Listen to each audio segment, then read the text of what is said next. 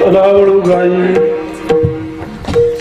गाई बैसू जेवू एके ठाई बहु केली वन वन पाय पिटी झालासी कांदी भार पोटी भूक काय खेळायाचे सुख बहु केली वन वन पाय पिटी झालासी तुका म्हणे धावे मग आघवे बरवे किंवा बघे बरवे बहु गेली वणवण पाय पिटी झाला सीन विठ्ठल विठ्ठल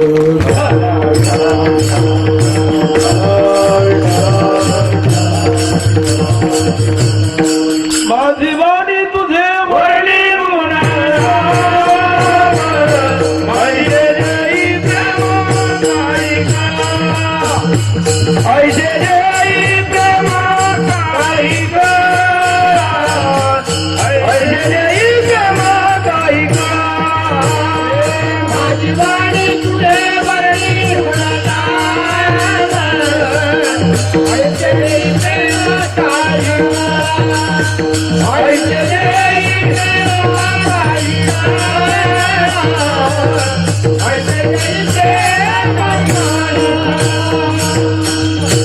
जीवानी तुझे वर्णिन गुणनाम ऐसे देई प्रेम काही कळा. आवाज येतोय का सर्वांना? आवाज येतो? पाठीमागे तुम्हाला येते काय काय?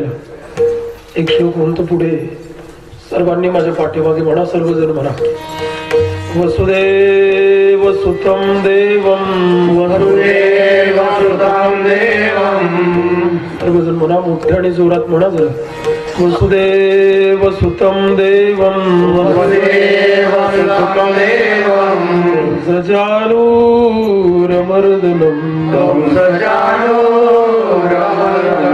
देवकी परमानन्दं देवकी परमानन्दं कृष्णं वन्दे जगद्गुरु कृष्णं वन्दे जगद्गुरु वन्दे जगद्गुरु कृष्णं वन्दे जगद्गुरु कृष्णं वन्दे जगद्गुरु कृष्णं वन्दे जगद्गुरु. चलावळू गाई बैसू जेवू एके ठाई बहु गेली वन वन पाय पिटी झाला सीन.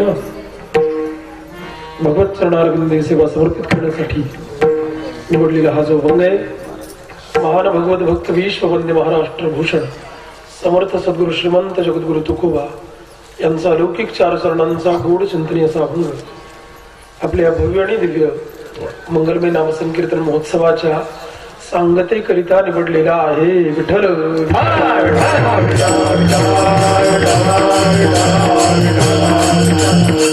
अभंग जगद्गुरु तुकोबा यांचा अभंग चार चरणांचा आहे.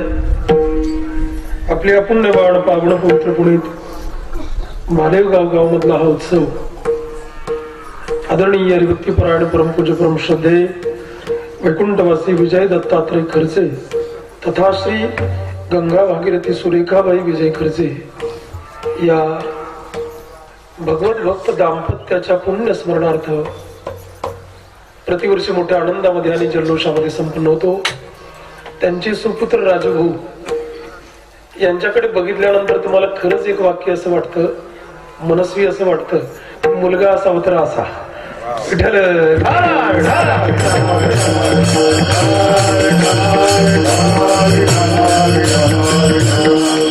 जास्त सांगणार नाही राजू, एक वाक्य निश्चितच सांगेल. वरून जेव्हा आई बाबा तुमच्याकडे बघत असतील ना, त्यांचा सुद्धा ऊर आनंदाने भरून येत असेल. घ्या खरंच खरंच खरंच.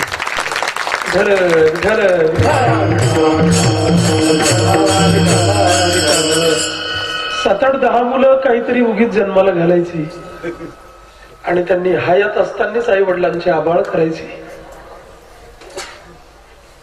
हयात असेपर्यंत आई वडिलांना सन्मानाने जपायचं आणि गेल्यानंतर सुद्धा त्यांच्या पुण्यस्मरणाचा एवढा मोठा उत्सव करावा. तुम्हाला खरं सांगू, संपूर्ण महाराष्ट्राच्या इतिहासामध्ये सुवर्ण अक्षरांनी लिहावी एवढी गोड घटना आहे. हो, माझं बोलणं कदाचित तुम्हाला अवास्तव वाटेल, पण जवळजवळ अर्धा महाराष्ट्र, त्याहीपेक्षा जास्त महाराष्ट्र आम्ही फिरतो. पण आई वडिलांच्या पुण्यस्मरणार्थ असले कार्यक्रम आणि ती सुद्धा इतक्या नियोजनबद्ध पद्धतीने होताना आम्ही तरी पाहिले नाही. दादा विठ्ठल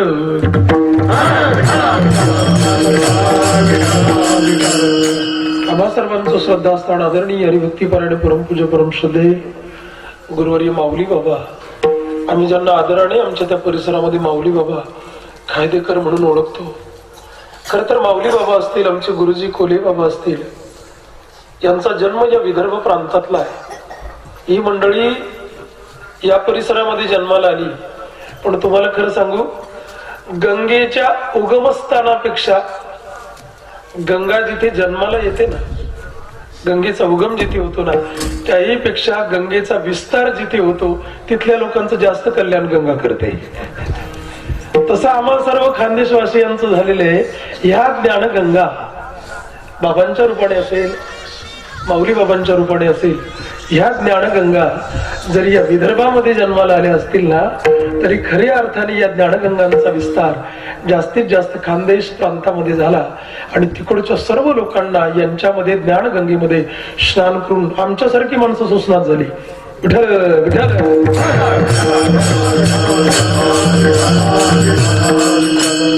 मोठ्यातलं मोठं कौतुक मला माऊली बाबांचं असेल, कोली बाबांचं असेल. मी तुमच्या माहिती करता बोलतो, बाबा तुमच्या परिसरातले मला सांगताना सुद्धा आनंद आहे. इयत्ता 4थीला असताना मी बाबांच्या कीर्तनात टाळ घेऊन उभा राहायचो. एवढी एवढी चड्डी असायची माझी, कसं तरी ते शर्ट असायचं. आणि इयत्ता 4थीला असताना बाबांच्या कीर्तनात यांच्या ह्या माऊली बाबा असतील, कोले बाबा असतील, यांच्या पायाजवळ बसून आम्ही कीर्तन शिकलो महाराज.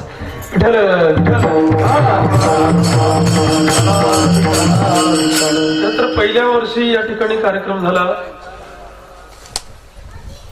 यावेळेस माऊली बाबांच्या प्रतिकूल स्वास्थ्यामुळे इथपर्यंत येणं झालं. माझं अंतकरण गैरून आलं. बाबा मला परवा म्हटले, जीव माझा प्रचंड शुगर वाढलेली आहे. त्यांना म्हटलं तुम्ही चिंता करू नका, असतील ती सारी कामं सोडून मी तिकडे येईल आणि ती तुमच्या वाट्याची असलेली सेवा करील. आणि त्यांच्या आदेशाने प्रेरित होऊन इथपर्यंत आलो. त्यांच्या सकट तुम्हा सर्व संत सज्जनांचं दर्शन घडलं. वेळ अगदी अत्यल्प आहे, त्याच्यामुळे थोडस चिंतन वाढणार आहे, पण अत्यंत गोड सांगणार आहे. ज्याला इंग्रजी भाषेमध्ये शॉर्ट बट स्वीट म्हणतात, थोडस आणि गोड. तुम्ही सर्वांगाचे कान करून ऐका. विठ्ठल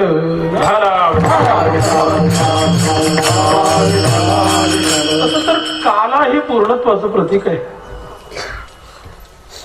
एका वस्तूचा कधीच काला होत. काला करण्यासाठी कमीत कमी 2 वस्तू असाव्या लागतात. 2 किंवा जास्त वस्तूंचं एकत्रीकरण याचं नाव आहे काला. तर खरं जर पाहिलं ना दादा, या काल्याची तुम्हा आम्हा सर्वांना लहानपणापासून सवय आहे. कशाची? बाळ जेव्हा थोडस मोठं होतं, आईच्या दुधावर त्याचं पोट भरत नाही, तेव्हा आई त्याला गाईच्या दुधाचा करून देते. काय? काला. अजून जरा मोठं झालं त्याला गुळा तेलाचा करून देते. काय? अजून थोडस मोठं झालं त्याला मिरचीच्या भाजीचा करून देते. तुमच्याकडची प्रसिद्ध भाजी आहे ना ती, आहे का नको? काला. अजून एक काला सांगू, आमच्या खानदेशामध्ये त्याला बोकड काला म्हणतात. आहे का तुमच्याकडे? आहे ना?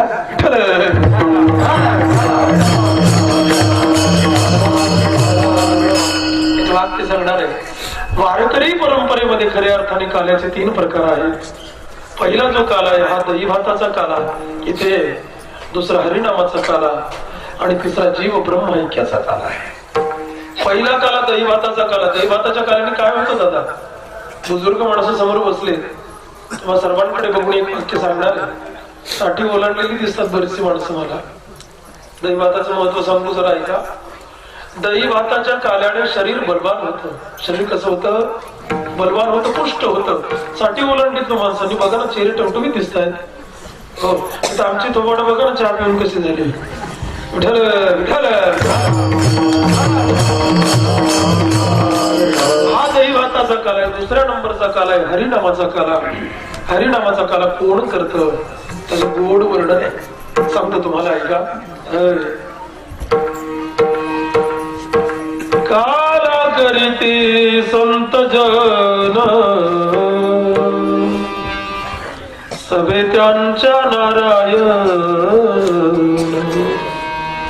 नारायण परमात्म्याला सोबत घेऊन यमुनेच्या पवित्र वाळवंटामध्ये जो काला होतो तो हरिनामाचा काला आहे. मग हरिनामाचा काला खाल्ल्यावर काय होतं ते एक वेगळं वाक्य. दही भाताच्या काल्याने शरीर बलवान होतं, हरिनामाच्या काल्याने मन निर्दोष होतं. तुमच्या माझ्या मनातील दोष निघून जातात. आणि तिसऱ्या नंबरचा एक काला आहे दादा, हा जीव ब्रह्मैक्याचा काला आहे. हा काला करावाच लागत नाही, हा आपोआप होणारा काला आहे. कसं? तुमच्या माझ्या जीवनामध्ये जर हरिभक्तीचा काला झाला, तुमच्या माझ्या जीवनामध्ये जर भजन झालं, तुमच्या माझ्या जीवनामध्ये जर परमार्थ झाला, तर जीवाचं आणि शिवाचं मिलन झाल्याशिवाय हा तिसऱ्या नंबरचा काला आहे. मग हा काला प्रामुख्याने संतांनी कुठे कुठे केला तर त्याचं असं वर्णन आहे. तुका म्हणे वाळवंट बरबे नीट उत्तम. संतांनी वाळवंटामध्ये काला केला. वाळवंट म्हणजे काय? वाळवंट म्हणजे काय? वाळवंट म्हणजे नदीचा परिसर, वाळूचा परिसर, त्याला म्हणायचं वाळवंट. हो, महाराजांनी 3 समानार्थी शब्द वापरले. तो बरबे नीट उत्तम, बर्व नीट उत्तम तिन्ही शब्द एका अर्थाचे. एवढं गोड हे वाळवंट आहे. वाळवंटामध्ये संतांनी काला का केला याचं कारण सांगेन. वाळवंटामध्ये कुठलीही गोष्ट जन्माला येत, वाळवंटामध्ये काही जन्मत का, उगवतं का काही वाळवंटामध्ये? तुम्ही म्हणाल बाबा म्हणजे डांगर, टरबूज, काकड्या नदीमध्ये लावतात. तुमच्याकडे लावतात? नाही लावत? आमच्याकडे लावतात. तिकडे खानदेशामध्ये लोक नदीमध्ये टरबूज लावतात, डांगर लावतात, काकड्या लावतात.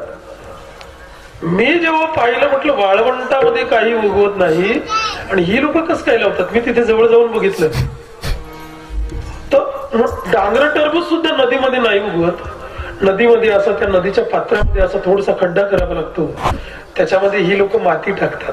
कशामध्ये? त्या खड्ड्यामध्ये. आणि तिथेच ते डांगराचं, टरबुजाचं, काकडीचं बी टाकलं जातं आणि त्या मातीमुळे ते बी उगवतं. वाळवंटामध्ये काही उगवत नाही. मग तुम्ही म्हणाल लव्हाळ दिसतात आम्हाला, लव्हाळ की लव्हाळ तुम्ही उपटून बघा ना, त्याच्या बुडाशी माती असते, वाळू नाही.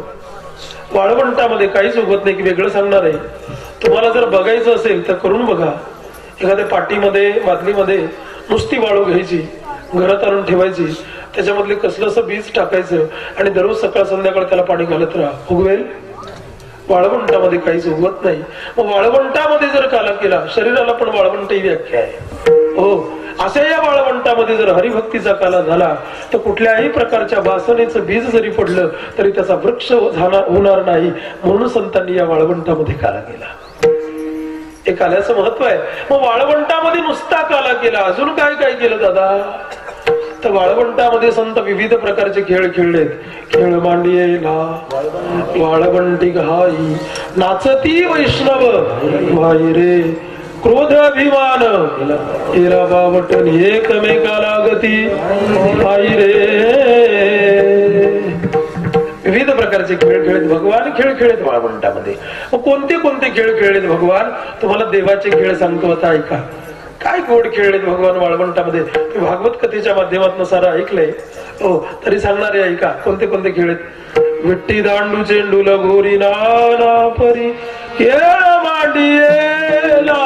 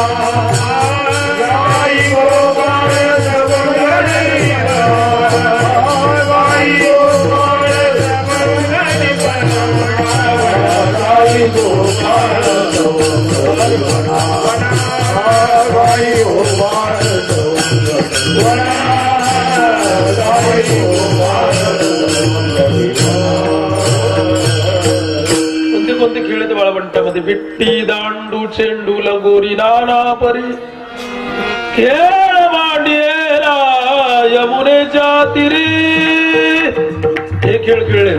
अजून कोणते कोणते खेळ सांगू? आमामा पोरा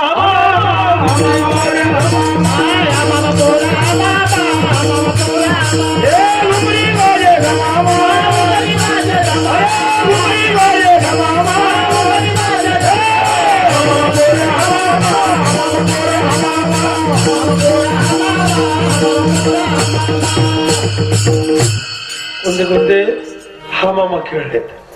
अजून कोणते कोणते खेळ खेळलेत? मला वाटतं नामदोर यांची गवळण आहे. गोड लिहितात नामदोर शब्द ऐका ना काय गोड आहे. खेळू तू तुंबरी धडक आलू टिरी बरी आता चालीला दळभारी आमुचा यशोदेचा रे गड्या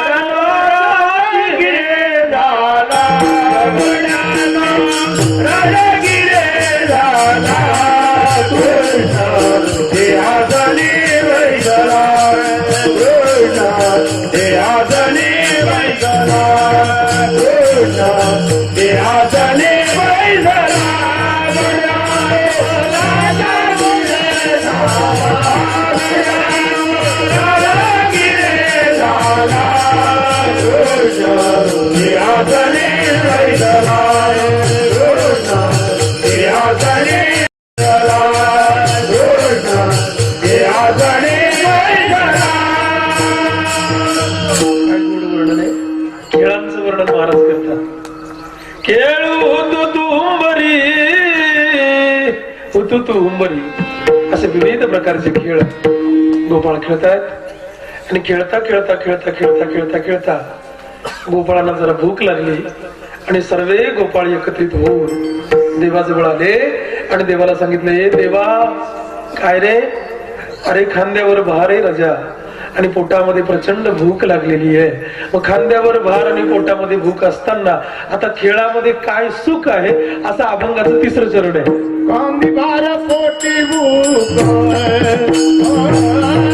कांदी भार पोटी भूक कांदी भार पोटी भूक कांदी भार पोटी भूक कांदी भार पोटी भूक खादी भार पोटी भूक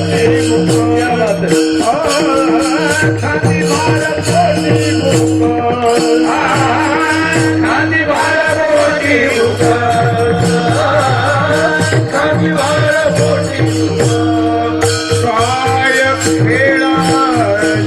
याचे सुख काय खेळा याचे सुख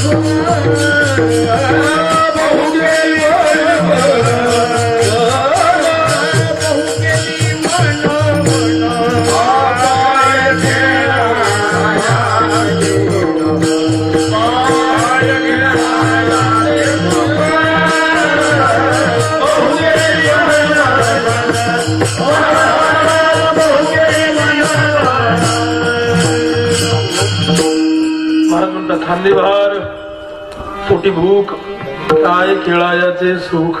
हे देवा, अरे खांद्यावर भार आहे आणि पोटामध्ये खूप भूक लागलेली रे. भूक लागल्यानंतर आता खेळायमध्ये काय सुख आहे? आणि जीवनामध्ये भूक ही अशी गोष्ट आहे की भूक लागल्यावर माणूस बेचैन होतो. काही कशामध्येच आनंद वाटत. भूक लागल्यावर आनंद वाटतो का बाकीच्या गोष्टींमध्ये? एकच ध्येय असतं, येणं केनं प्रकारेनं जेवायला मिळालं पाहिजे. भूक लागल्यावर राग सुद्धा राहत नाही बरं का. राग सुद्धा जिरून जातो. पती पत्नीचं भांडण झालं आणि रागवलेला नवरा 2 वर्षाच्या पोराचा हातात दिला आणि बायकोला सांगितलं, चल घराच्या बाहेर निघायचं, थांबायचं नाही ते. चल नाही, घराच्या बाहेर काढलं, घर लॉक केलं, ऑफिसला निघून गेला. 12 वाजता सुट्टी झाल्यावर आला. पोटामध्ये प्रचंड भूक लागलेली होती. मनामध्ये विचार यायला लागला, दररोज घरी गेल्याबरोबर गरमागरम जेवण तयार असायचं. आज आपल्या हाताने तिला काढून दिलंय, आज कसं व्हायचं आपलं? पण घरी जेव्हा आला तर ती बाई पोराला धरून कोपऱ्यात बसली होती. काही काही माऊल्या फार अवघड महाराज, सत्शील साध्वी, काय कोणते कोणते शब्द वापरू. खरंच खरंच त्या बाईने त्या पोराला सांगितलं, बाळ्या या उंबरठ्यावर मी माझा जीव देऊन दिली, पण माहेरचं धूळ सुद्धा पाहणार नाही. काढू दे, आपल्याला घराच्या बाहेर काढू दे, पण मी माहेर जाणार नाही. आणि हे 12 वाजता आलं आणि यांनी दरवाजा उघडला आणि बायकोला आणि पोराला कोपऱ्यामध्ये पाहून हे मनोमन आनंद वाटला. याला बरं झालं बाब गेली नाही कुठे, काय का नाही. दरवाजा उघडला, मध्ये गेला, चेंज केलं, कपडे काढले, लुंगी लावली, पेपर वाचत बसला. पण आपणच बाहेर काढले, आपण कसं बोलवता घरात. कारण पुरुषांचा स्वभाव अहंकारी स्वभाव आहे जरा. म्हणजे चुका जरी आम्ही केल्या तरी आम्ही माघार घेणार, ते तुम्ही करायचं असा एक स्वभाव आहे पहिल्यापासून, ऐका नाही. आता कसं काय बोलायचं बा. पेपर वाचत बसला, पेपरामध्ये चित्त लागली ना, भूक प्रचंड लागलेली. आणि ते एवढं 2 वर्षाचं पोरग, त्याला आवाज दिला, ए बाळू, ए बाळू, अरे सकाळी 7 वाजेपासून बाहेर बसलायस, भूक लागली असेल ना, घरात ये. तो सकाळपासून दूध पितोय, तिला कशाला भूक लागेल. पण हे बोलवणं बाळाला आहे, पण संकेत कोणाला आहे. बाळाच्या. त्या बाईला इतका आनंद ना, ती बाई म्हटली, बाळ्या तो पुढे हो, तुझ्या मागे मी आलीच म्हटली बघ. आणि ते पोरग गेलं ना घरात, ती बाई लगेच सरकन किचन मध्ये गेली, सारं आवरायला घेतलं, भाजी बनवली, चपात्या बनवल्या, कुकर लावला, वरण भाताचं ताट वाढलं, ठेवलं. पण आता त्यांना पण परत 50% आरक्षण झाले ना, त्यांचा पण स्वाभिमान दुनावलाय बरं का आता. हो, मग तिने असा मनामध्ये विचार केला, यांनी आपल्याला आवाज दिला नाही, आपण कशाला बोलवा. तिने त्या बाळाला आवाज मारला, बाळा अरे काय करतो. ते पोरगं लाईट टीव्ही पाहतो. अरे काय टीव्ही पाहतो, 1 वाजला, भूक नाही लागली तुला, चल ताट वाटले जेवायला. 2 वर्षाच्या बाळाला सांगितलं, 32 वर्षाचा ठोंब्या बाळ्या उठला आणि जेवायला बसला.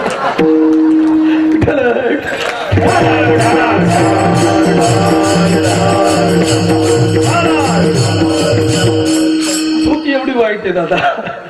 भूक एकदम एक पुराणांमध्ये अशी कथा आलेली आहे, भूक लागल्यावर माणसाला काहीच आवडत नाही, या संदर्भातली कथा आहे. एक असा राजा आणि सुंदरसा असा राजकुमार जन्माला आला. पण तो राजकुमार जन्माला आल्याबरोबर त्याला जन्मताच एक रोग होता. काय रोग होता. त्या राजकुमाराला फिट यायचं. फिट माहिती का तुम्हाला, मिरगी म्हणतात, मिरगी. आमच्याकडे त्याला ऐराणीमध्ये घुर्र म्हणतात, तुमच्याकडे काय म्हणतात, घुर्रच. चांगलंय मग घुर्र, ऐका नको. बरं ते घुर्र यायचं, त्याला घुर्र कळलं मग तुम्हाला, काय चिंता नाही. कारण मग बरं ते असं यायचं, त्याचा काही वेळ नव्हता दादा. ते जर पहाटे 4 वाजता जर आलं ना, तर रात्री 10लाच मोकळं व्हायचं, असं यायचं ते. मग काय करावं, पोरगा 22-25 वर्षाचा तरुण झाला. राजा एक दिवस चिंताक्रांत. प्रधानाला, महाराज कसली चिंता करताय. अरे म्हटले, राजकुमाराचं लग्न करायला पाहिजे. म्हटले, मग चिंता कशाला करता, मी करतो काहीतरी. तो म्हटलं, पण कसं काय करणार तू, पण त्याला असा असा रोग आहे. तो म्हटला, मग मी काय कामाचा आहे. आणि मला असं वाटतं, राजापेक्षा सुद्धा प्रधान कसा असतो, हुशार असतो. हुशारच पाहिजे, रिमोट कंट्रोलवर चालणारा नको, काय का नको.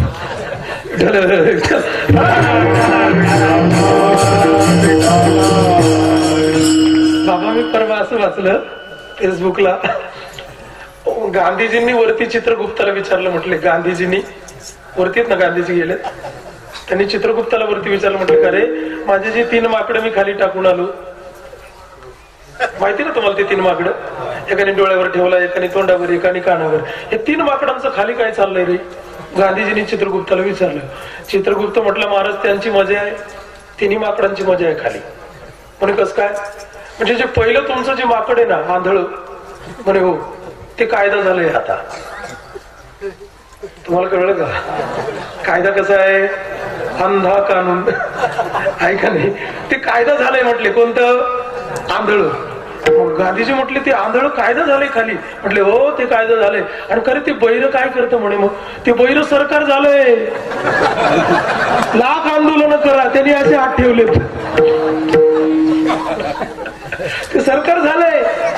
महात्मा गांधी म्हटले, अरे क्या बात आहे, ते बैर सरकार झालं. म्हटले, आणि खरे म्हटले, मग ते मुक, जे मुक आहे ते बोलत नाही, ते काय झाले. त्यांची तर कमाल झाली, ते 10 वर्षापासून पंतप्रधान झाले.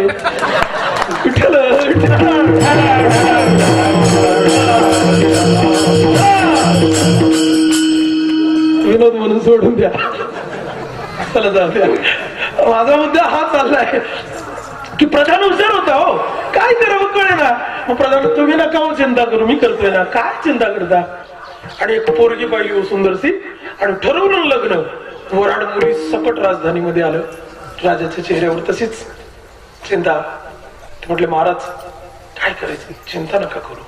अरे पण त्याला जर फिट, चिंता नका हो करू, मी मुलगाच, तात्पुरता मुलगा बघतो लग्नापुरता. आणि रथामध्ये बसलं आणि हिंडायला लागले. एका धर्मशाळेमध्ये एक ब्राह्मणाचं पोरग बसलेलं होतं, सुंदर होतं, अभ्यासू होतं, पण आई वडील वारलेले होते आणि सतत अभ्यास करायचं म्हणून वहिनीचं आणि त्याचं भांडण झालेलं होतं.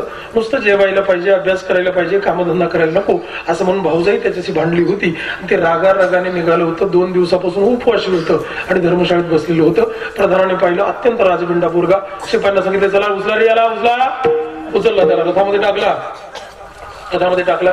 राज वाड्यामध्ये आणलं, काही विचारलं नाही, कुठला आहेस, काय नाव गाव, काही विचारलं नाही.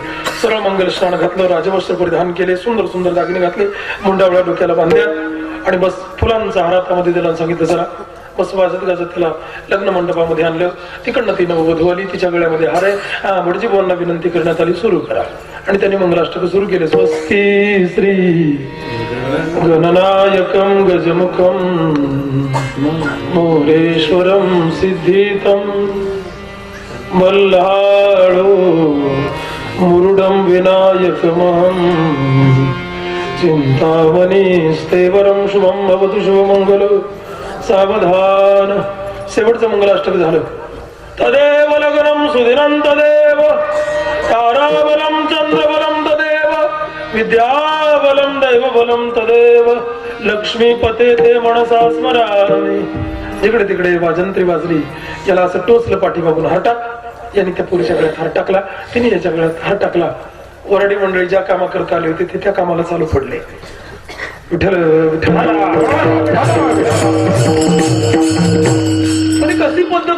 अशी पद्धत होती. नवरदेवाचे मित्र आणि नवरीचे मित्र या सर्वांना एका रूम मध्ये बंद केल्या जायचं. या सर्वांना एक रूम मध्ये बंद केलं, पण याला मित्रच नाही ना कुणी. नवरीच्या मैत्रिणी तिच्या बरोबर होत्या. नवरी तिच्या मैत्रिणीने हे एकट यांना एका घरामध्ये बंद केलं. मग आता त्या लग्नातल्या चेष्टा त्या नवरीच्या मैत्रिणी याची टिंगल करायला लागल्या, टर उडवायला लागल्या. आता लग्नातल्या चेष्टा इथे सांगण्यासारख्या नसतात. बोलतं अवघड काहीतरी बोलायला लागल्या, काहीतरी मजा करतात.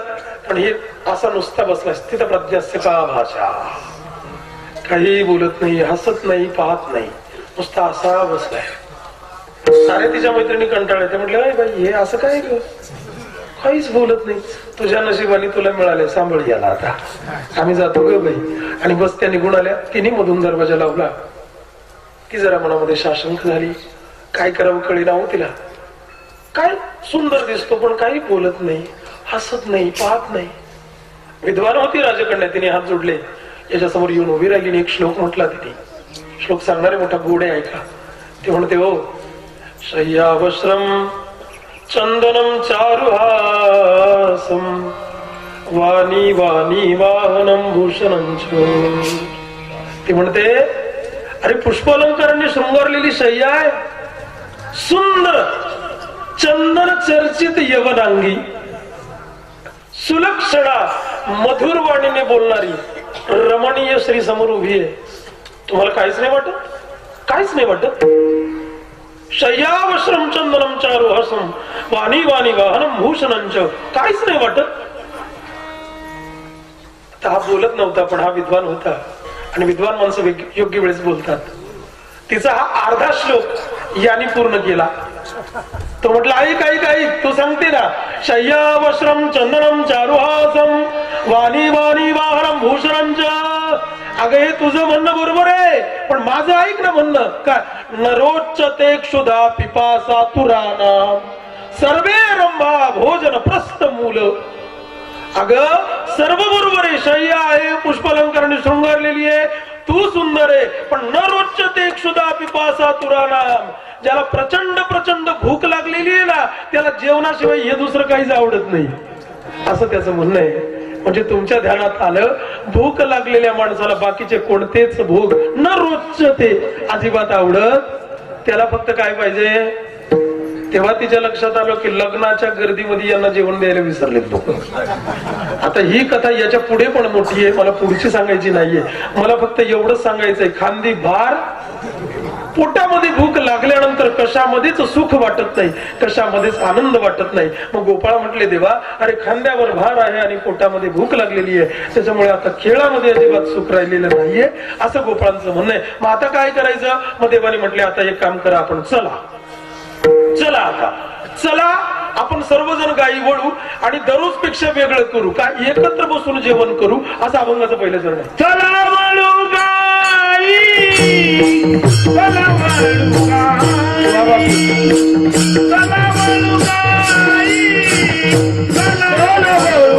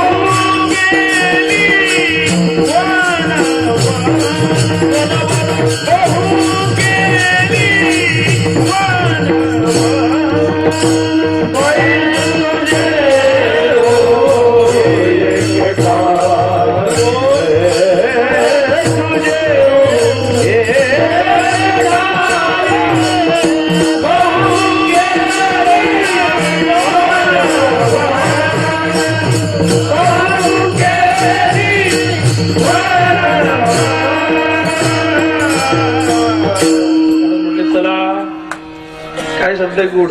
चला शब्दाचा काय अर्थ? चला देवाच्या तोंडातला शब्द आहे. देवाने सांगितलंय चला या शब्दाचा अर्थ आहे परिवर्तन. चला शब्दाचा अर्थ काय आहे? परिवर्तन. चला आपण परिवर्तन करू. काय परिवर्तन करू? तुम्ही जे दररोज तुमचं जेवत होता ते आता तुमचं जेवायचं नाही, बैसू जेवू एकेटाळी. आणि खरंच परिवर्तन खऱ्या अर्थाने या विश्वात मधल्या सर्व लोकांच्या मताचं आणि मनाचं परिवर्तन जर कोणी केलं असेल तर ते वारकरी परंपरेतल्या संतांनी केलं. आणि विदर्भ ही एक संत भूमी आहे दादा. हो, सद्गुरु गजानन महाराजांचा हा प्रांत आहे, विनोबा भावेंचा हा प्रांत आहे, गाडगे बाबांचा हा प्रांत आहे, आदिशक्ती मुक्ताईचा हा प्रांत आहे. किती किती गुलाबाबाई या परिसरामध्ये जन्माला आले, किती किती किती म्हणून मोठी माणसं या परिसरामध्ये जन्माला आली. येता आईसाहेबांच्या कळसाचं दर्शन झालं बसमधून, अंतकरण भरून आलं. एवढ्या सारा महाराष्ट्रातला परिसर सोडून दिला आणि आईसाहेबांना हा तुमचा परिसर आवडावा. काय तुमचं भाग्य थोर दादा, दुसरं काय. हो, खरंच आईसाहेबांचा केवढा अधिकार आहे आईसाहेबांचा. त्यांच्या संपूर्ण जीवनामध्ये त्यांनी 3 योग्यांना उपदेश केला. पहिला एक कर्मयोगी, दुसरा सिद्ध योगी आणि तिसरा ज्ञानयोगी. ज्ञानोबांना उपदेश केला. केवढा मोठा अधिकार. तुम्हाला मंत्र सांगेल असा एक श्लोक आहे गोड. विश्व कल्याणाचा दिव्य मंत्र काणी पडताची भाना आला पूर्ण ज्ञानी. ज्ञानदेवांच्या त्या स्फूर्तिदायी केला नमस्कार माझा तया मुक्ताईला. काय मुक्ताईबद्दल बोलावं, सर्वच बाबांना काय बोलावं खरंच कळत नाही. केवढा मोठा अधिकार मुक्ताईचा. तुमचा परिसर निवडला याचं खरंच मला. आता परवा 6 तारखेला आळंदीला कीर्तन होतं काल्याचं. योग चांगला जुळून आला. 4ला 5ला पुणे जिल्ह्यात कीर्तन होती. किल्ले तोरणा आणि राजगड या परिसरामध्ये कीर्तन होती 4ला आणि 5ला. 6ला आळंदीला कीर्तन होतं. मग घरून सर्वांना घेऊन बायको मुलं सर्वजण होते. 6ला काल्याचं कीर्तन होतं 10 ते 12 म्हणून माऊलींचा अभिषेक करावा. 6 तारखेला नेमकं गुरुवार होता या महिन्याच्या. गुरुवार पण आहे, ज्ञानोबांचा वार, आणि अभिषेक करावा. आमच्या पोरांनी नंबर लावला होता. 7:15 मला कॉल आला, अर्ध्या तासात नंबर लागेल, तुम्ही या. आम्ही गेलो. ती पूजेची ताटं आमच्या हातात होती. ज्ञानोबांच्या शेज घराजवळून लाईन होती. माझी बायको माझ्या पुढे होती, तिच्या हातात ताट होतं, माझ्या हातात ताट होतं. आणि ज्ञानोबांच्या शेज घराजवळ आम्ही होतो. आणि शेज घरामध्ये तिने डोकून पाहिलं तर ज्ञानोबांचा मुखवटा ठेवलाय चांदीचा. शेज घरात सोन्याचा एक मुखवटा आहे. ज्ञानोबांना बसायला आसन चांदीचं आहे, ताट चांदीचा आहे, तेला चांदीचा आहे, चमचा चांदीचा आहे, ग्लास चांदीचा आहे, तांब्या चांदीचा आहे. तिला पहिल्यांदाच नेलं होतं आळंदीला. तिने ते पाहिलं. ते म्हटले का हो, ज्ञानोबांना जेव घालतात चांदीच्या भांड्यांमध्ये, ज्ञानोबा या चांदीच्या भांड्यांमध्ये जेवतात. एक वाक्य सांगू दादा. तिने असं विचारल्याबरोबर माझे डोळे अश्रूंनी डबडबले आणि तिला एकच वाक्य सांगितलं, तू प्रश्न मोठा गोड केलास पण तुला उत्तर कसं द्यावं ते कळत नाही. तुला खरं खरं सांगू, अगं ज्ञानोबांना जेवायला आज ताट चांदीचं आहे, पाणी प्यायला आज ग्लास चांदीचा आहे, पण तेच ज्ञानोबा आहे हयात असेपर्यंत याच आळंदीकरांनी त्यांना भाकरीचा तुकडा सुद्धा दिला नाही. हे कसं विसरता येईल, कसं विसरता येईल. आम्ही त्या पावण सिद्धपीठाचं दर्शन घेतलं, तिथे जास्त गैवरून आलं. हाच तो पुण्यवाडा पावण परिसर आहे. तुम्ही कल्पना करा ना दादा, ज्ञानोबाराय जर बगलीमध्ये झोळी घालून आळंदीच्या गल्ल्यांमधून हिंडले असतील आणि मोठ्याने आवाज दिला असाल मधुकरी, आणि ज्ञानोबारांना बघितल्याबरोबर आळंदीकरांनी दरवाजे बंद केले असतील. विठ्ठल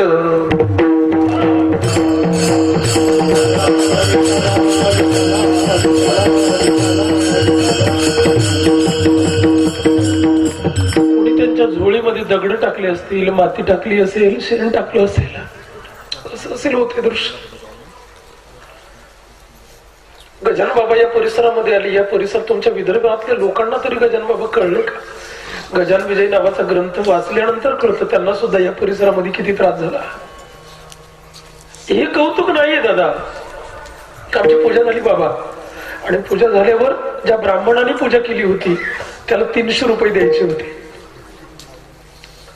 आमचे पोरं होते. पूजा करून आम्ही बाहेर आलो आणि त्या पोराने मला हळू सांगितलं, म्हटली जी भाऊ, या ब्राह्मण दादांना 300 रुपये द्यायचे. माझ्याकडे सुट्टे नव्हते. मी 500ची नोट काढली आणि त्यांना दिली. त्यांनी मला 200 रुपये वापस दिले. आमचे सारे विद्यार्थी त्यांच्या पाया पडले. आम्हाला पण पोरं म्हटले, यांना नमस्कार करायला पाहिजे, यांनी आपली पूजा फार पाडली यथासाथ, यांना नमस्कार करा. माझी बायको पाया पडली, त्यांच्या मुलं पाया पडले, मी सुद्धा पाया पडायला. पण खरं सांगू दादा, तुमच्यापासून अजिबात लपवणार नाही. त्या भूदेवांच्या पायापर्यंत मी माझं डोकं नेलं. त्यांच्या पायावर डोकं ठेवावं तेवढ्यात माझ्या डोक्यात एक असा विचार आला, ज्ञानोबांच्या एका महापूजेचे 300 रुपये हे लोक घेतात. त्या भूदेवांच्या पायापर्यंत मी माझं डोकं नेलं. त्यांच्या पायावर डोकं ठेवावं तेवढ्यात माझ्या डोक्यात एक असा विचार आला, ज्ञानोबांच्या एका महापूजेचे 300 रुपये हे लोक घेतात.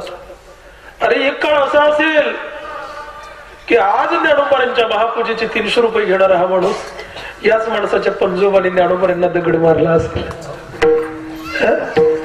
याच माणसाचा एखादा आजोबा असेल, खापर पंजोबा असेल, त्याने ज्ञानोबांच्या अंगावर शेण टाकलं असेल. हो, ते पुण्य पावन सलीला इंद्रायणीमध्ये ज्ञानोबांना स्नान सुद्धा करू दिलं नसेल. हो दादा, याच माणसांची पूर्वज एवढी मोठी संत परंपरा. हो, महाराष्ट्र हा परिसर तर संतांचा आहे. प्रामुख्याने मला हे सांगायचं होतं, विठ्ठल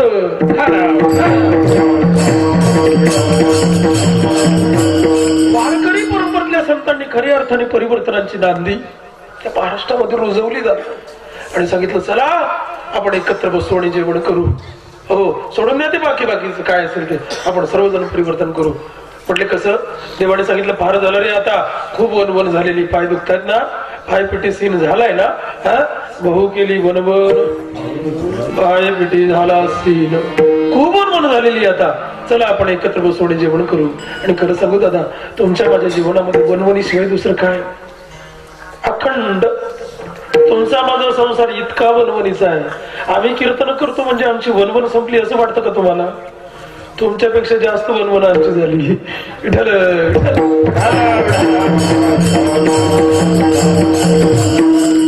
काय वनवन करायमध्ये मजा नाही. खरंच खरंच खरंच कमवावं, भरपूर कमावं. राजभवन सारखं उदात्त अंतकरणाने असं वेच करावं, जीवनभर परमार्थ करावा. संसार म्हटलं की त्याच्यामध्ये वनवन आहे. वनवनी शिवाय संसार होत. प्रत्येक गोष्ट लागते हो, प्रत्येक गोष्ट लागते. पण एक वाक्य सांगेल दादा, ज्यांच्यासाठी तुम्ही वनवन करता, वेळ संपल्यानंतर ती माणसं सुद्धा तुमची सोबत करत तुम्हाला एकट्याला जावं लागतं. स्वतःच्या उद्धारासाठी वेळ काढा ना हो जरा. कुटुंबासाठी एवढा माणूस वेळ देतो, एवढा वेळ स्वतःच्या उद्धारासाठी काय, व्यक्तिगत उद्धारासाठी कुठला परमार्थ आहे तुमचा माझा सांगा ना. असं नाही चालणार. स्वतः आणि ज्यांच्याकरता तुम्ही वेळ देता ते आपल्या सोबत येणार आहे. ज्यांच्यासाठी वनवन कोणी येणार नाही. तुम्ही जोपर्यंत आणता तोपर्यंत तुम्ही पिशव्या भरून बाजाराला गल्लीतून येताना जरी माणूस दिसला तरी साऱ्या गल्लीमध्ये पोरं धावत पडतात. अण्णा आले, अण्णा आले, अण्णा आले, अण्णा आले, अण्णा अण्णा अण्णा अण्णा अण्णा अण्णा अण्णा अण्णा अण्णा अण्णा कुठपर्यंत अण्णा? पिशव्या बाजार भरून दर आठवड्याला आणतो तोपर्यंत अण्णा.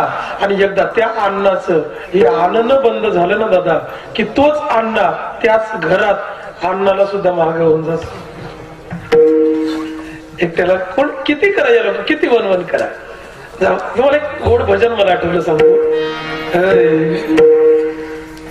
मेरे पिया जब द्वार पे आ गए, लोग घर के खड़े हो गए, लोग घर के खड़े हो गए. या म्हणजे यमराज आहे. जेव्हा दारात उभा राहिला येऊन आपण ज्यांच्यासाठी वनवन ते सारे बाजूला निघून जातात, एकट्याला जावं लागतं. असं शब्द ऐका ना काय गोड आहेत. मेरी डोली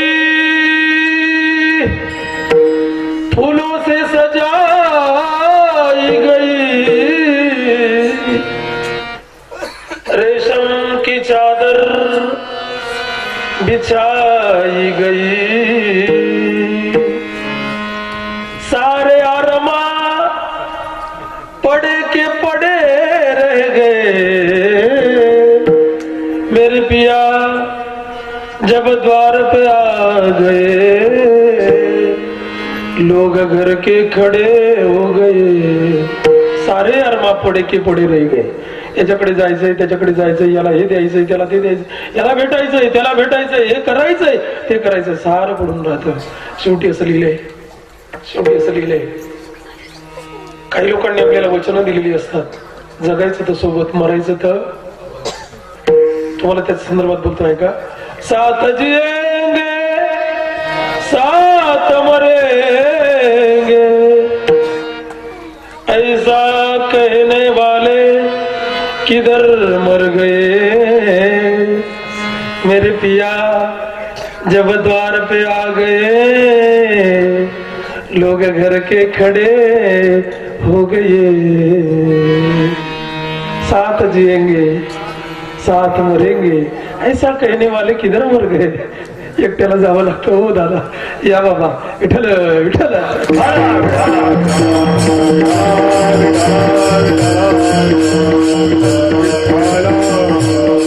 खूप वनवण झालेली आहे, खूप वनवण झाली, पायपिटी शिण झालाय. तुकोबाराय म्हटली एकदा धावून घ्या जरा. तुका म्हणे धावे, तुका म्हणे धावे, तुका म्हणे धावे, तुका म्हणे धावे, तुका म्हणे धावे, तुका म्हणे धावे, तुका म्हणे धावे, तुका म्हणे धावे, मगाव घे बरवे, मगाव घे बरवे.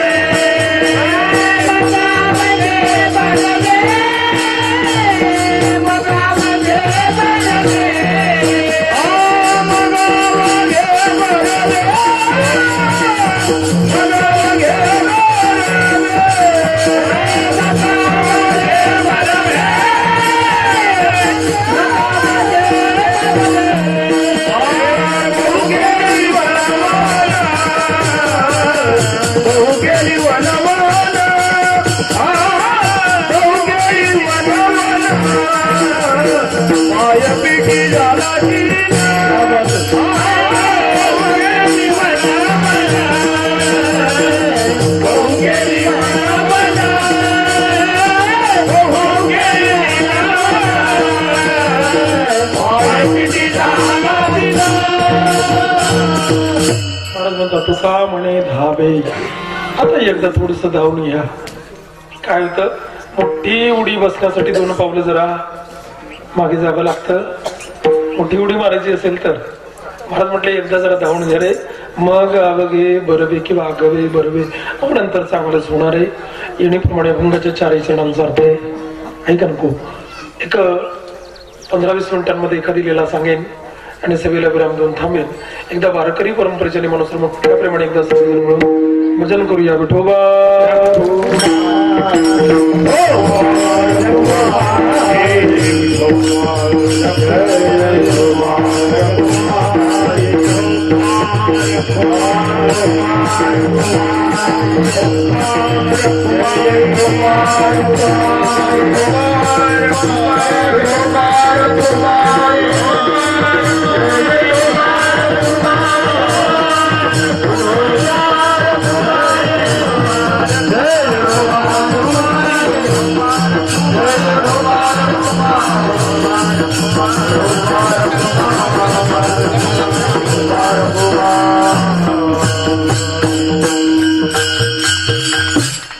नामचिंतनामध्ये खरंच आनंद आहे.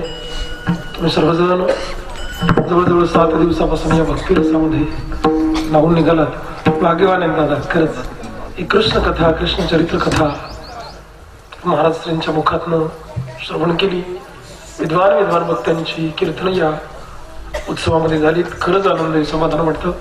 कृष्ण चरित्र मोठं गोड आहे, अपरंपार आहे. देवाच्या लीला इतक्या मधुर आहेत, तुम्हाला काय सांगू. 2 मिनिटं आपण भजन करूया. तुम्हाला एखादी लीला सांगतो आणि थांबतो.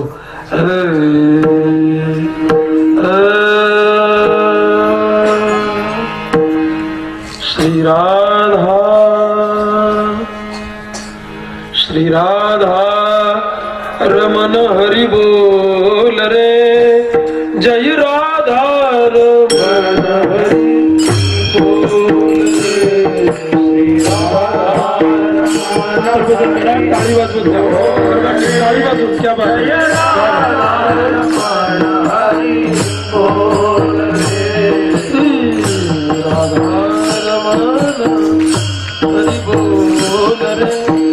जय राधा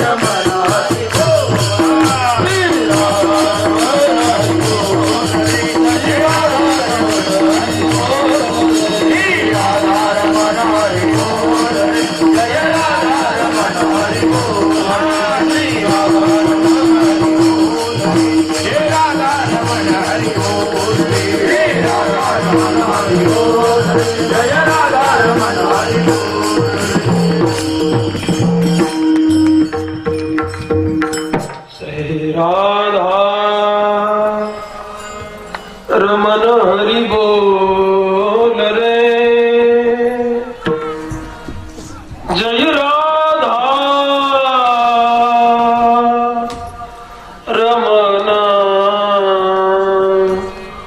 हरि बोल राधा में मैं राधा का दास, जन्म जन्म मोहे दीजिए वृंदावन में वास. कृष्ण चरित्र मोठं गोड आहे. देवाच्या लीला इतक्या सुंदर आहेत, काय सांगू तुम्हाला. खरं तर देवाचा जन्म मथुरेमध्ये झाला आणि प्राकट्य गोकुळामध्ये झाले. जन्माच्या वेळेचं वातावरण नामदेवराय वर्णन करतायत. तुम्हाला प्रत्यक्षात गोकुळात असल्याचा आभास होईल, मथुरेमध्ये असल्याचा आभास होईल. ऐका काय नामदेव महाराजांच्या शब्दांची जादू येऊ. रामाच्या आणि कृष्णाच्या लीलांमध्ये जरा फरक आहे. रामाचा जन्म चैत्र महिन्यामध्ये, कृष्णाचा जन्म श्रावणात. रामाचा जन्म दुपारी 12 वाजता आहे, कृष्णाचा जन्म रात्री 12 वाजता. रामाचा जन्म कडक उन्हाळ्यात, कृष्णाचा जन्म भर पावसाळ्यात. रामाचा जन्म राजवाड्यामध्ये, कृष्णाचा जन्म कोंडवाड्यामध्ये नाही. बर बर बर. अरे बंदीशाळा म्हणजे कोंडवाडाच आहे ना. रामाच्या लीला ताडकावधापासून सुरू, पण कृष्णाच्या लीला आई बापाच्या लग्नापासून सुरू. तुम्ही कथा साऱ्या ऐकलेल्या आहेत. मला मुद्दा फक्त एकच तुम्हाला सांगायचा आहे. भगवान परमात्मा अवतरला आलेत. कसं वातावरण आहे. नामदेवरांच्या शब्दांद्वारा तुम्हाला घेऊन चलतो तिथे. चला ऐका कसं वातावरण आहे. ऐका काय गोड शब्द आहेत महाराजांचे. मयुरादी पक्षी नृत्य करिताती, मयुरादी पक्षी नृत्य करिताती, नद्या वाहताती दोन्ही तडी, नद्या वाहताती दोन्ही तडी, भूमीवरी सडे केशर कस्तुरी. मयुरादी पक्षी पिसारा फुलवून नाचायला लागलेत. नद्या दुथडी भरून व्हायला लागल्यात. भूमीवर केशर कस्तुरीचे सडे पडलेत. आणि अशा मंगलमय वातावरणामध्ये रात्री 12 वाजता भगवान परमात्मा कारागृहात प्रकट झाले. गोपाल कृष्ण भगवान की जय. आनंदी आनंद सर्व देव पुष्पवृष्टी करतात. देवकी मातेने वसुदेवाने नमस्कार केला. सांगितलं देवा 8 वर्षाच्या मूर्तीच्या रूपामध्ये प्रकट झाला. देवाने सांगितलं मी लहान होईल, पण मला इथे ठेवायचं नाही. नंदबाबाच्या घरी घेऊन जा. तिकडे नेलं. माईला इकडे आणलं. साऱ्या कथा तुम्ही श्रवण केल्यात. एक मुद्दा तेवढा सांगणार आहे. आता भगवान परमात्मा गोकुळामध्ये गेलेत आणि गोकुळामध्ये भगवान परमात्मा वाढायला लागलेत. रांगतायत भगवान. गवळण सांगेने काय का कसं रांगतात, काय गोड शब्द येत आहे का. तळवे तळ हात टेकीत, डाव्या गुडघ्याने रागत, रंगनी रंगनाथ तुम्या देखील असा भगवान रागायला लागला. आणि रांगता एक दिवस देवाने सर्व गोपाळांना गोळा केलं. ते म्हटले अरे बाबा एवढं दही तयार होतं, तुम्ही अशी बारीक बारीक का बरे. गोपाळ म्हटले देवा दही दूध तयार होतं पण आम्हाला नाही मिळत. मग अरे दही दूध तयार झालं नाही झालं की गवळणीचं ठरलेलं असतं. गवळणीचा ताट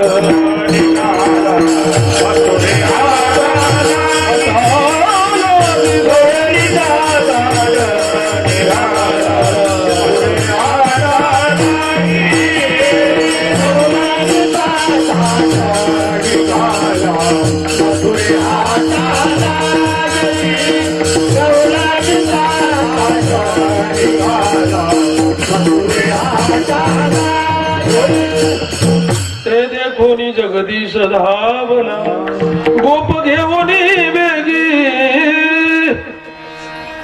गवळणी दही दूध तयार झाल्यावर आम्हाला नाही देत. मोत्रेला घेऊन जातात. देवाने सांगितलं जे मिळत नाही त्याची चोरी करायची. चल सर्वजण एकत्र आले. पेंद्या मोठा चिकित्सक तो म्हटला देवा चोरी करायला जायचं पण हत्यार पाहिजे ना रे. हत्यार. देव म्हटलं हत्यार काय रे. ते म्हटले कमीत कमी 47 तरी पाहिजे. आहे का नको. ज्याच्यामुळे तो फिल्म इंडस्ट्रीज मधला बाबा येरवड्यात जाऊन बसलाय. देवाने सांगितलं हत्यार काय रे करता. खिशामध्ये हात घातला. सराटे माहिती तुम्हाला. सराटे आमच्याकडे त्याला बोखरू म्हणतात बाबाजी. बोखरू हा रानकाटा आहे. त्याला 3 टोक असतात. 2 मोठे आणि 1 छोटा. कधी कधी 4 पण असतात. तो काटा असलाय तो जमिनीवर कसाही टाका त्याचं एक तोंड वरती उभंच राहतं. असं देवाने सांगितलं समजा आपण चोरी करायला गेलो आणि एखादी गोळंजागी झाली मग ती आपल्याला धरायला येईल. मी सराटी खिशातनं काढेल, जमिनीवर टाकेल, हे काटे तिच्या पायामध्ये शिरतील. तेवढ्यात आपण 90च्या स्पीडने भालगाव फाटा गाठायचा. मागे वळून सुद्धा पाहायचं नाही. पण पेंद्या म्हटला देवा ती जर चपला घालून आली तर. देवाने सांगितलं पेंद्या गवळणी चपला सुद्धा घालतील. एवढंच नाही, गवळणी किचन मध्ये सुद्धा चपला घालतील.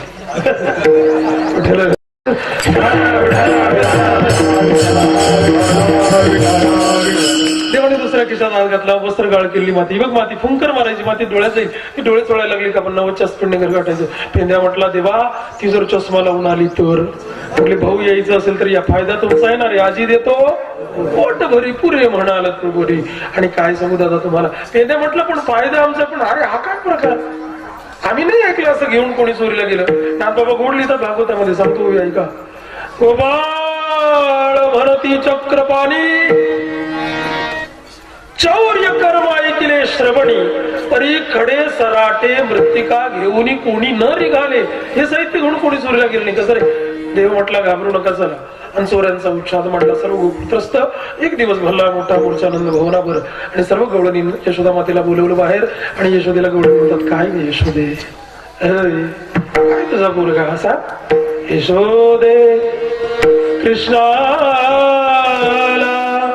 सांगावे, गोकुळी रावे गावे, गोकुळी रावे गावे, गोकुळी रावे गावे. काय गोड गोड नाही. आता सांग ना, आम्ही गोकुळामध्ये राहायचं का जायचं. यशोदे कृष्णाला सांगावे. काय म्हणतात सर्व गवळणी, असं वर्णन आहे. अवघ्या मिळून गवळाने जात होत्या मथुरे बाजारी, कृष्णा वाटेवरी. काय ग किती त्रास देतो, काय कळतं तुला यशोदे. हे गवळण नाथबाबांची गवळणी बहुधा ती आली आणि तिने यशोदेच्या दाढीला हात लावला. हे बाई, तुझा पोरगा सारे गोकुळाला त्रास देतो. आवर ना ग याला, आवरी आवरी आपुला कान.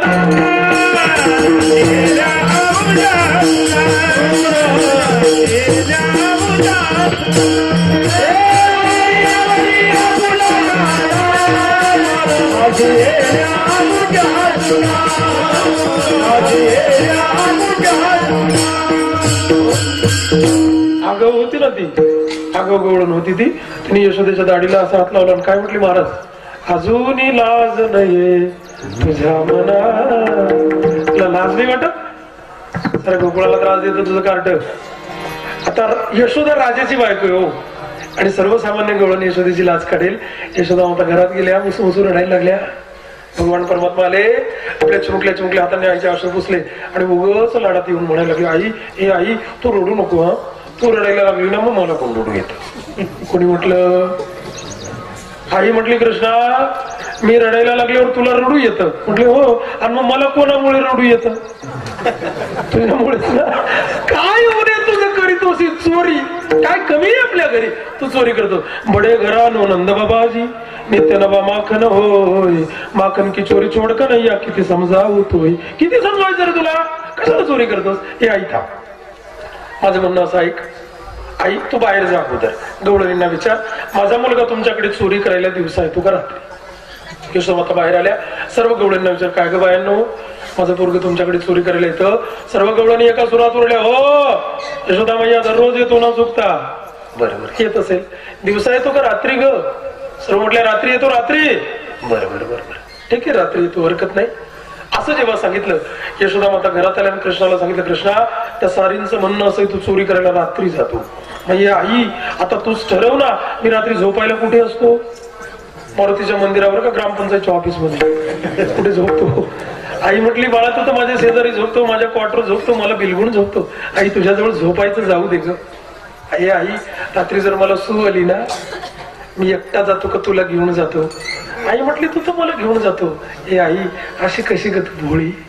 जे पोरग अंधाराला घाबरून एकटं लघवीला जात नाही, ते एवढ्या गडद अंधारामध्ये यांच्या घरी चोरी करायला जाईल,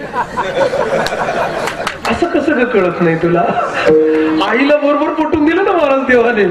आणि आईच्या डोक्यात लख प्रकाश पडला ना, असा कमरेमध्ये पदर खोवला. आणि यशोदा माता बाहेर आली, त्या गवळण खोटं नाट बोलू नका तुम्ही सारे जणी खरं सांगा मला ग कुणी नका आळ घेऊ आहे का ना तुम्ही गोपिका गवळ्याच्या नारी सदा ओरडत येता माझे द्वारी बाळ माझं कोणी त्याचं नाव नका घेऊ कुणी तुम्ही जाग घरी लवकरी नका आळ घेऊ तुम्ही 12 घरच्या 12 घे ही एवढी जर इथं कोटी घे तुम्ही 10च्या का लटिकाची घेता चला ग चला चला चल निघितून चल एवढंच माझं पोरग मला घेतल्याशिवाय कधीच उठत नाही रात्री आणि ते म्हणतात चल ग चल चालले तू पण चल ग सर्व गवळणी एक गवळण म्हटली चल ग चल बाई इथे असं म्हटले चोऱ्या करणारा मुलगा न्याय देणारी ही आई असंच आहे चोऱ्या करणारा मुलगा न्याय देणारी आई एक गवळण म्हटली आपण चल ग बाई आपलं कोणीच ऐकणार नाही निघाल्या सर्व गवळण एक गवळण जरा जास्त जागा होती ती गर्र फिरली आणि तिने सांगितलं कृष्णा सर्वांच्या घरी गेला बरं गेला अजून माझ्या घरी नाही आला माझ्या घरी जर आला तुला दाव्याने बांधीन आणि काठीने मारील मी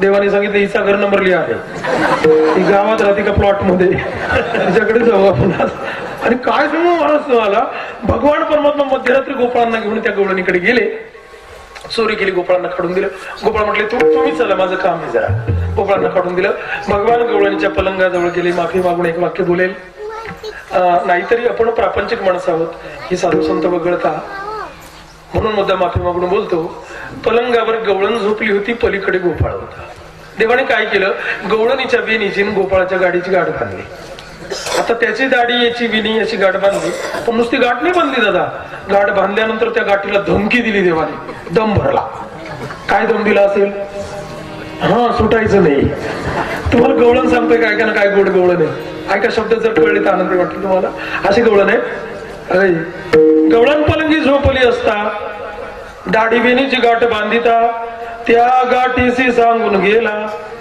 ब्रह्मदेवाचा बाप जरी आला तरी गाठ नको सुट जाय यशोदे तुझ्या दुर्गुणी मुलाला करू काय अशी गवळण आहे ब्रह्मदेवाचा बाप जरी आला तरी सुटायचं आणि पक्की बसली होती 4 वाजले गवळण उठली तुम्हाला कळलं किती वाजता गवळण उठली म्हटलो मी हो जुन्या काळात गवळणी 4 वाजता उठायच्या आता काळ बदललाय गोपाळांना पाणी तापवावं लागतात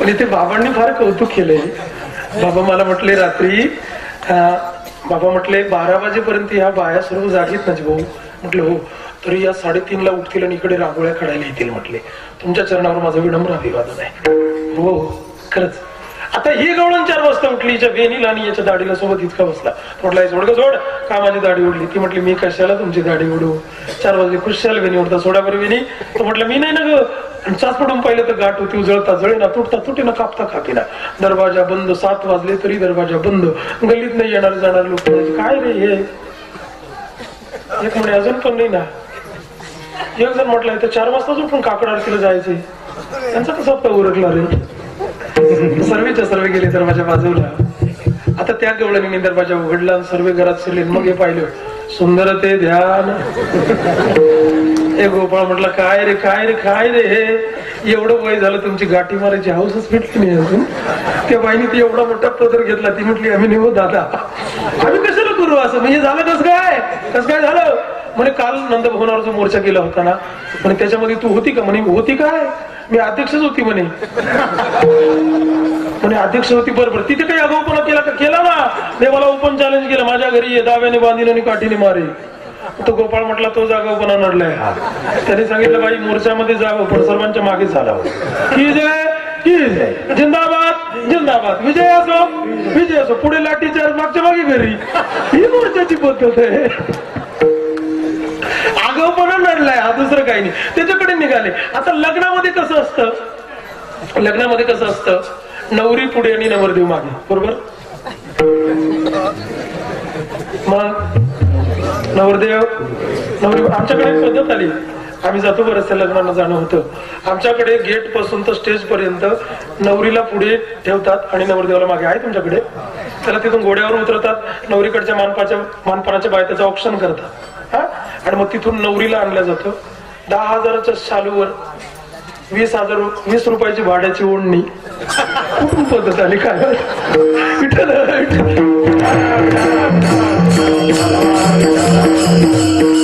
अरे 10,000 माझी ओढणी 20 रुपयाची. जाऊ दे.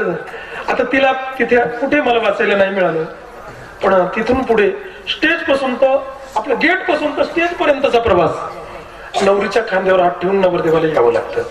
तुमच्याकडे असेल नसेल मला माहिती आहे.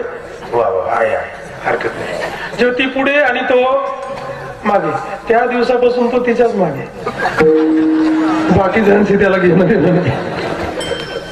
जाऊ द्या. आता इथे कसं आहे, गवळणीची वेणी आणि गोपाळाची दाढी. मग वेणीवाली पुढे का दाढीवाला पुढे हो?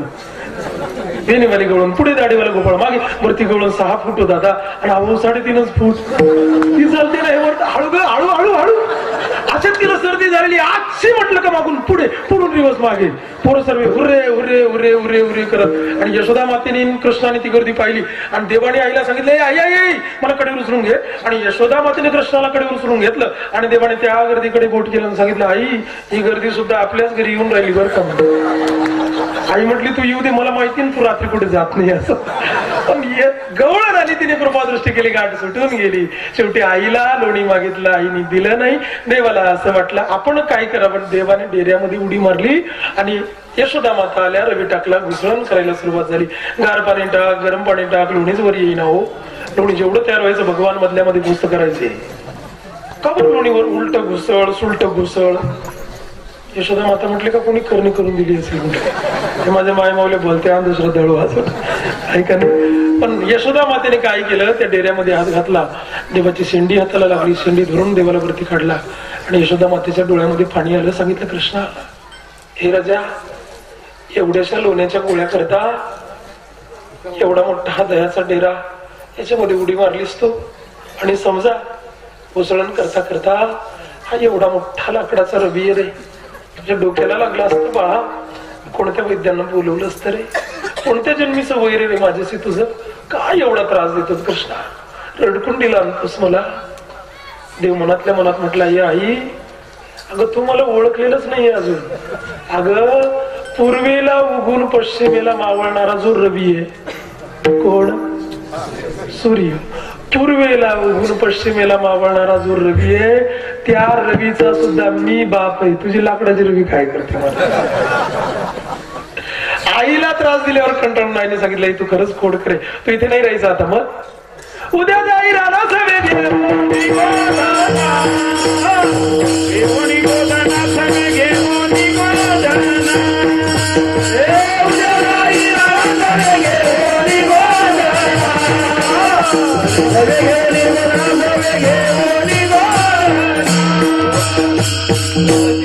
राणामध्ये गोधन घेऊन जायचे. भगवान परमात्मा राणामध्ये गेले. बाकीचा कथाप्रसंग अभंग अंतर्गत आपण बघितलाय. भगवान परमात्मा राणामध्ये गेले, विविध प्रकारचे खेळ खेळले. कोणते कोणते खेळ मी तुम्हाला सांगितले सर्व. मग खांदे भार पोटी भूक हे पण आपलं सांगितलंय अभंगाच्या भावार्थामध्ये. आणि मग सर्व गोपाळ एकत्र झाले, पण प्रत्येकाच्या शिदुऱ्या वेगळ्या वेगळ्या. कशा वेगळ्या वेगळ्या? तूप लावणी भाकर करी, वांगे भाजूनी भरीत घरी, वर कांद्याची कोशिंबिरी, मला जीव घाल मला जीव घाल, यशोदे घराकडे चाल मला देव. अशा सर्व शिदुऱ्या. देवाने सांगितलं असं नाही चालणार. माझी आहे तैसी बाहे नाही तरी घरा जाय सोडून या माये नवनीतना. तिथे तुकोबर आहे, तिच्या हाल महत्वाची संत. तुकोबर म्हटले, देवा आम्हाला घरी पाठवतोस, आम्हाला घरी पाठवतोस, आणि ते सुद्धा निवडणुकीच्या तोंडावर. कोण प्रचार करेल तुझा? आणि देवाचा प्रचार करणारे संत येतो. तुकोबार म्हटले, तू का म्हणे हरी माझे कोणी नाही घरी, नका करू पाया वेगळे. कोण आहे रे देवा, तुझ्याशिवाय कोण आहे रे आमचा. आणि देवाने सर्व शिदुऱ्या एकत्र कालवल्या आणि तो कालवलेला काला आपल्या हातामध्ये घेतला. सुंदर त्या पवित्र बाळवंटामध्ये कमळा कार सर्व गोपाळ बसवले. तुम्ही या साऱ्या कथा भागवतामध्ये महाराष्ट्रांच्या मुखविंदातून श्रवण केलेले आहेत. आणि तो काला कालवलेला काला आपल्या हातामध्ये घेतला आणि तो पवित्र काला त्या पवित्र यमुनेच्या बाळवंटामध्ये पवित्र गोपाळांच्या मुखामध्ये भरवला. पुंडलिक वरदाय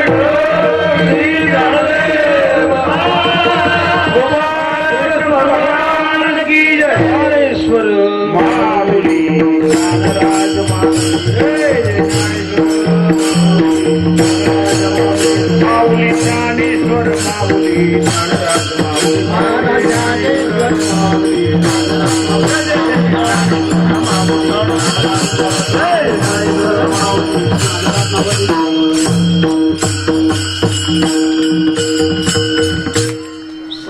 खर्चे परिवार आणि राजभाऊ त्यांचा मित्र परिवार ग्रामस्थ मंडळी सर्वांच्या अथक परिश्रमाने या उत्सवाचं निर्माण झालं आणि जवळजवळ सांगतेच्या सेकंदापर्यंत हा उत्सव येऊन पोहोचलाय.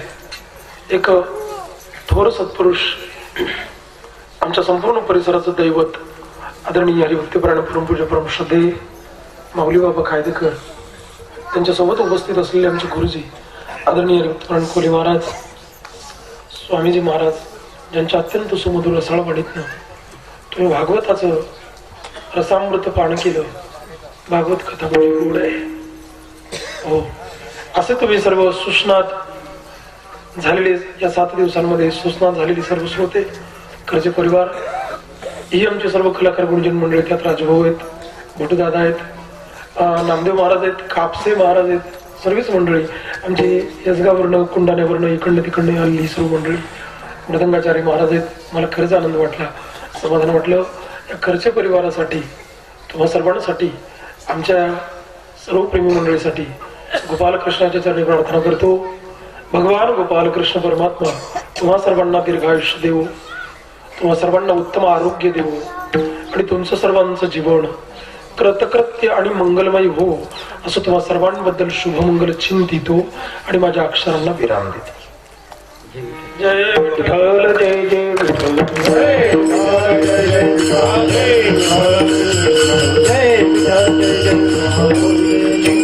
शिंके लाविले दुरी भोवती भाते दुरी वाली दुई कडे मुख पसरुली आवाहाती त्या दुरी वाली दुई कडे मुख पसरुली बामणी हाती सोपा आणि सवनी दुरी वाली दुई कडे मुख पसरुली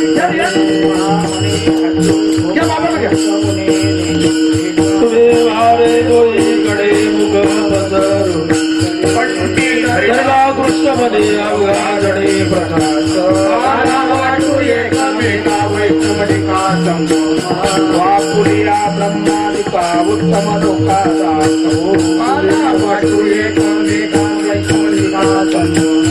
ब्राह्मणी भूमंडळी आम्ही बरे विरगाडी वाटू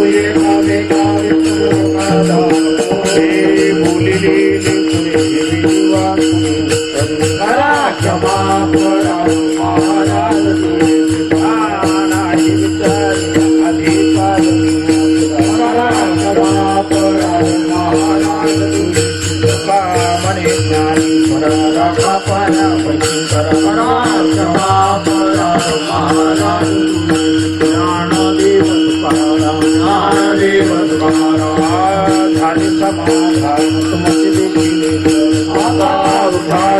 मनायत नाही दुर्वादिक पडते आता उभाविले मनायत नाही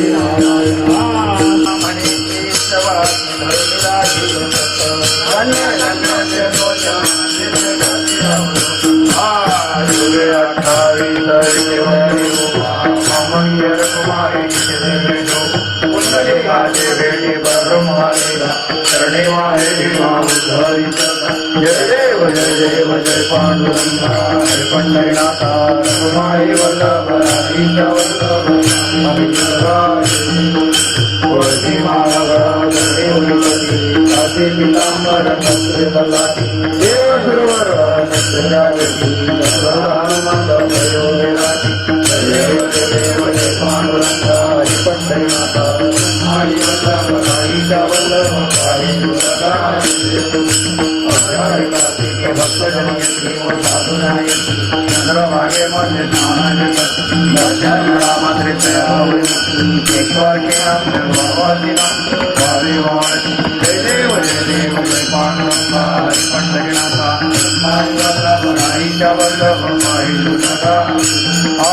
आरती ज्ञान राजा मनोजला माझा आरती ज्ञान राजा जगे हित जगाची कोरी अवतार पांडुरंग नाव लिहिले ज्ञानी आरती ज्ञान राजा महाकैवल्य तेजा मनोजला माझा आरती ज्ञान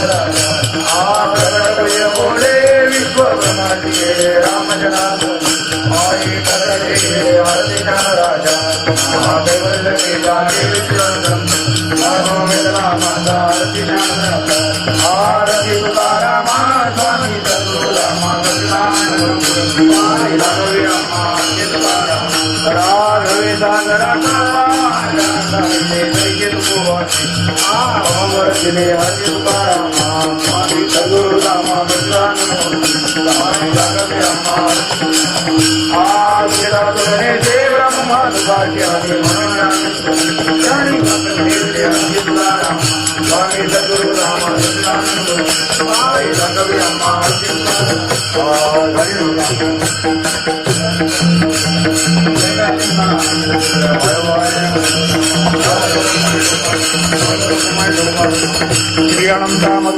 पद्मनाभा नारायण केशवा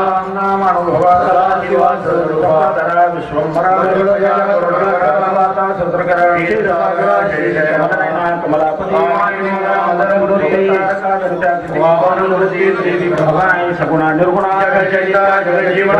देवकी नंदनांगणी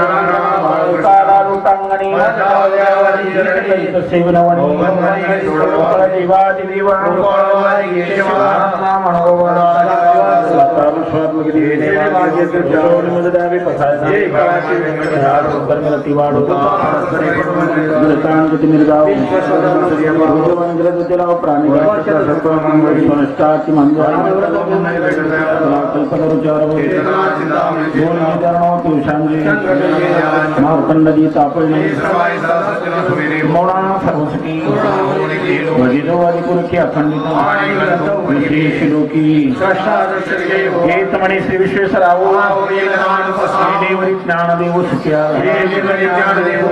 हेतु अवी माझी हरिसंत संग सर्वखंड प्रेमाचा कल्लो चंद्रभाग श्रुता मागेता कल्पायुष्य हरिता कुळाजिया सकाळच्या अर्पणेति पादानो कोणी चंद्रमंडळी सुखी संस्काराचा वारण लागू राजा व्यक्तिदासा भाविका मामणिते असावी कल्याण केला कल्पनेति पादानो चंद्रमंडळी सुखी असं मागणे ते गुण प्रत्याय केलरी बाय मायरंगा संता शिरवे आणि गरे गायना देवा म्हणे आता उदार तू मदे पायी संता शिरवी याची मददे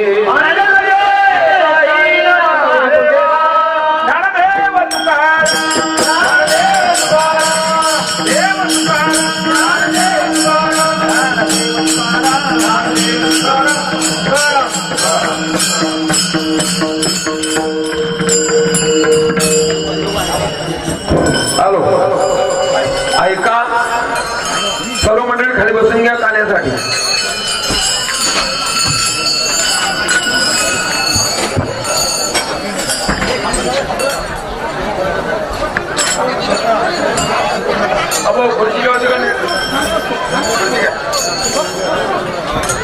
ऐका सर्व मंडळी सर्वांना एक नम्र निवेदन आहे 7 दिवसापासून या ठिकाणी आपण शिस्तीमध्ये बहुसंख्येने उपस्थित राहून या 7 दिवसाच्या भागवत कथेसह कीर्तनातील ज्ञानदानाचा रसपान आपण करत आहोत. तुम्हाला खरोखरच अगोदर धन्यवाद द्यावे लागतील की आपली कामं धंदे सोडून तुम्ही या ठिकाणी 7 दिवस आला. आज आपल्या सप्ताहरूपी मंदिराचा कलशारोहण झालं. अर्थात आपला सप्ताह कलशस्थानी पोहोचलाय. म्हणजे याचा अर्थ असा की काल्याचं कीर्तन किंवा काल्याची कीर्तन सेवा ही पूर्णत्वाचं प्रतीक मानलं जातं संप्रदायामध्ये. आणि नियमाप्रमाणे पत्रिकेत छापलेल्या कार्यक्रमांपैकी सर्वच कार्यक्रम आपले वेळेवर झाले. सर्व महाराजही हजर राहिले.